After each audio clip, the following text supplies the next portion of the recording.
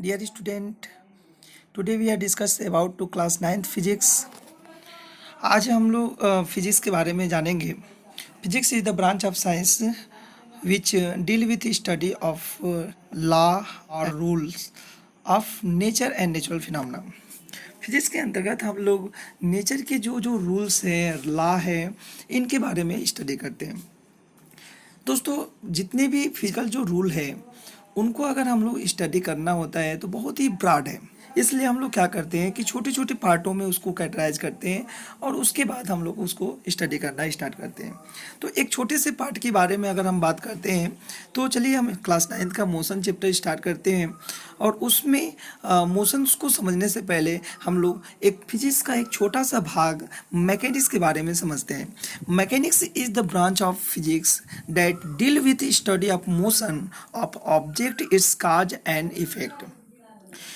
Mechanics भौतिक विज्ञान की वो शाखा है जिसके अंतर्गत हम किसी भी ऑब्जेक्ट के मोशन और वो मोशन कैसे उत्पन्न हुआ या उनके क्या क्या इफेक्ट है उनके बारे में हम लोग इस ब्रांच के अंतर्गत स्टडी करते हैं.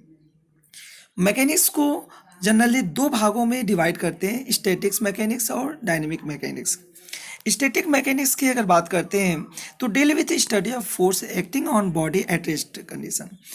अगर कोई बॉडी एट रेस्ट कंडीशन में है और उस पे लगने वाले जो फोर्स हैं उनके बारे में अगर हम स्टडी करते हैं तो उस ब्रांच को हम लोग कहेंगे स्टैटिक मैकेनिक्स. सेकेंड की अगर बात करते हैं, सेकेंड डायनेमिक्स की बात करते हैं तो deal with study of force acting on the body at motion. यदि कोई बॉडी मूवमेंट कंडीशन में और उस पे लगने वाले फोर्स के बारे में यदि आप स्टडी करते हैं तो उसको हम लोग डायनेमिक मैकेनिक्स के अंतर्गत रखते हैं. डायनेमिक मैकेनिक्स को भी जनरली दो भागों में डिवाइड करते हैं, फर्स्ट काइनेमेटिक्स मैकेनिक्स और second kinetic mechanics. Kinematic mechanics deal with study of only relative motion.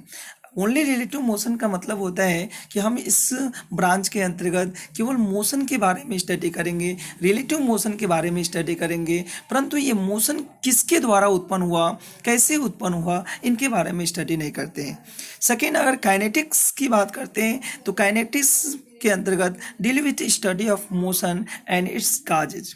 मतलब कि काइनेटिक्स के अंतर्गत हम लोग मोशन के साथ साथ उनके इफेक्ट अर्थात तो वो मोशन कैसे उत्पन्न हुआ इनके बारे में भी हम लोग स्टडी करेंगे. इससे हम लोग काइनेटिक मैकेनिक्स कहते हैं. चलिए स्टार्ट करते हैं काइनेमेटिक्स मैकेनिक्स. काइनेमेटिक्स मैकेनिक्स के अंतर्गत हम लोग मोशन को समझना है. तो चलिए आते हैं concept of at motion and at rest. यहाँ पे concept of at motion and at rest यानी कि मोशन और रेस्ट को समझना है. जनरली हम लोग मोशन पढ़ रहे हैं, लेकिन जैसे अगर हम बात करें कि अगर हम कुर्सी पे बैठे हैं और हमको लग रहा है कि हम लोग एट रेस्ट कंडीशन में हैं, और लेकिन कोई व्यक्ति है इन्वर्स में जाकर हमको ऑब्जर्व कर रहा है तो हमको मालूम चल रहा है कि हम लोग एट रेस्ट कंडीशन में नहीं है, हम लोग मोशन में. कैसे एट रेस्ट कंडीशन में नहीं है, कैसे मोशन में है, इसको समझने के लिए बात करते हैं कि अगर मान लीजिए कोई बुक है और इस बुक पर कोई ऑब्जेक्ट हमने रख दिया, यहाँ पे हमने कोई ऑब्जेक्ट रख दिया और इस बुक को हमने मोशन में लेके आया, तो अगर ये बुक मूवमेंट कंडीशन में होगा तो ये ऑब्जेक्ट भी क्या होगा, उसके साथ साथ मूवमेंट कंडीशन में होगा. लेकिन अगर ऑब्जेक्ट को बुक के रिस्पेक्ट में देखें तो ये मूवमेंट कंडीशन में नहीं है, अर्थात अपना पोजीशन जहाँ पे हमने रखा था ऑब्जेक्ट को वहीं पर वो एट रेस्ट कंडीशन में आया था, उसी पोजीशन पे है. तो इस बेसिस पे हम लोग कह सकते हैं कि rest and motion are relative term. यानी कि मोशन को समझना होगा तो हम लोग एट रेस्ट को जरूर लेके आएंगे.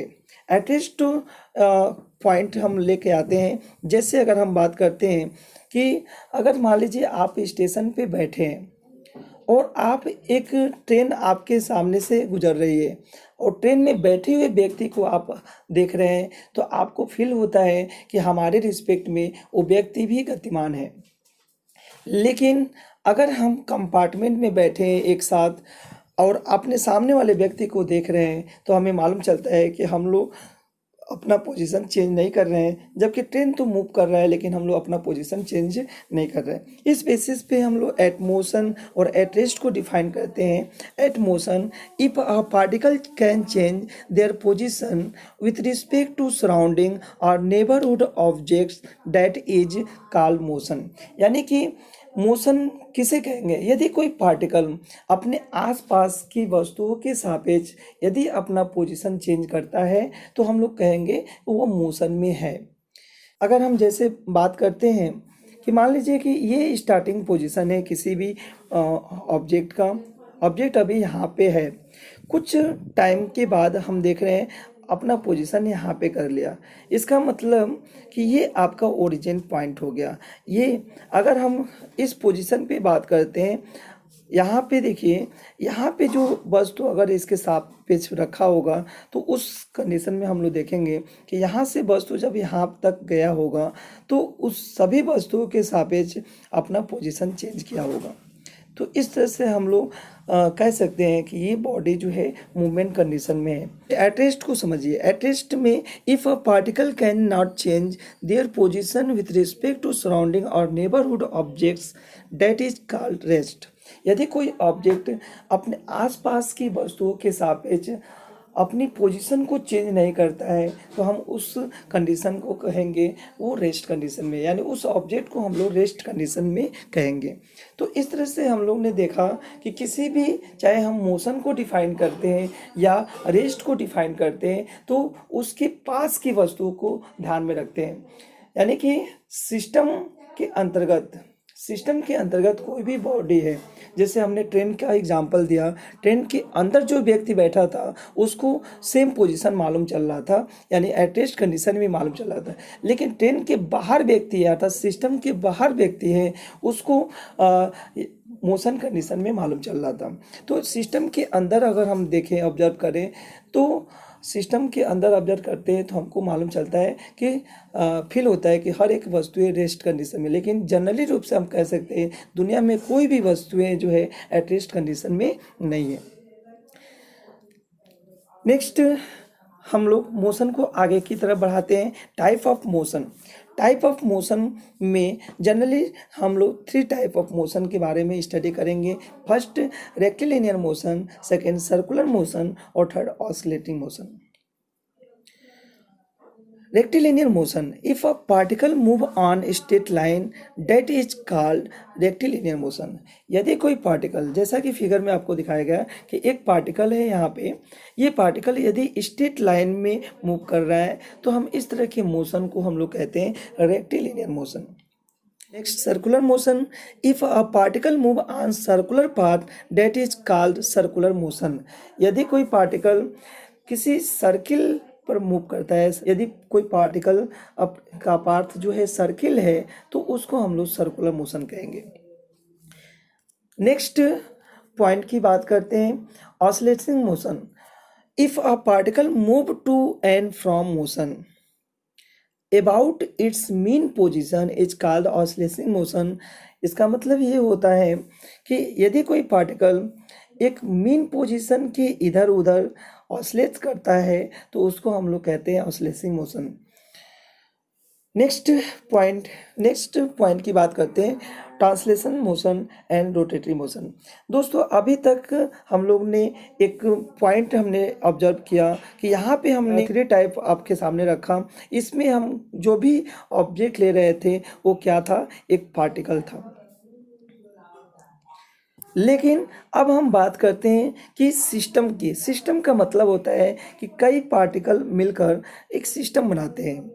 जैसे अगर हम एक गाड़ी को ऑब्जर्व करते हैं तो गाड़ी के जितने भी पार्ट पुर्जे मिले हैं, मिलकर वो एक सिस्टम बनाए। गाड़ी अगर मूव करता है तो उसके साथ साथ उसके सभी पार्ट भी क्या करेंगे? मूव करेंगे। ये पूरा का पार्ट जो है एक सिस्टम होता है। तो सिस्टम के बेसिस पे अगर हम देखें तो फर्स्ट आपका है ट्रांसलेशनल मोशन की अगर हम बात करते हैं तो ट्रांसलेशनल मोशन जो होता है एक सिस्टम के लिए एप्लीकेबल होता है।